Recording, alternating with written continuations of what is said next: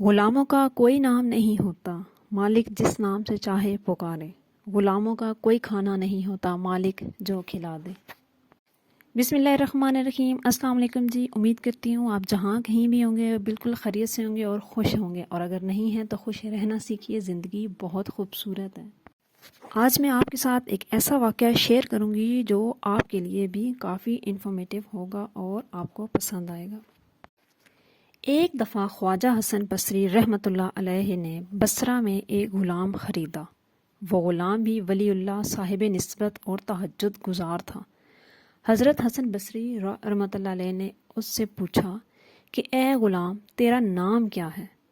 اس نے کہا کہ حضور، غلاموں کا کوئی نام نہیں ہوتا، مالک جس نام سے چاہیے پکارے۔ آپ نے فرمایا، اے غلام، تجھ کو کیسا لباس پسند ہے؟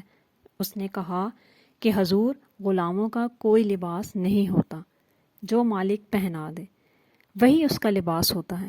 پھر انہوں نے پوچھا کہ اے غلام، تو کیا پسند کرتا ہے؟ غلاموں نے کہا، حضور، غلاموں کا کوئی کھانا نہیں ہوتا، جو مالک کھلا دے وہی اس کا کھانا ہوتا ہے۔ خواجہ حسن بصری چیخ مار کر بے ہوش ہو گئے۔ جب ہوش میں آئے تو فرمایا، اے غلام، میں تجھ کو آزاد کرتا ہوں۔ میں نے تجھے پیسے سے خریدا تھا، مگر اب تجھ کو پیسہ نہیں دینا ہے، میں تجھ کو مفت میں آزاد کرتا ہوں۔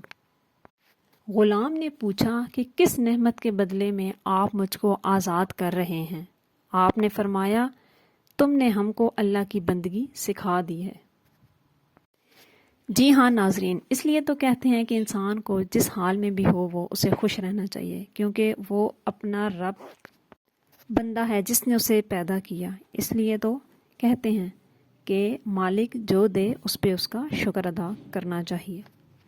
امید ہے کہ آپ کو یہ چھوٹا سا واقعہ پسند آیا ہوگا۔ اللہ تعالیٰ آپ سب کو خوش رکھے اور اپنے حفظ و امان میں رکھے۔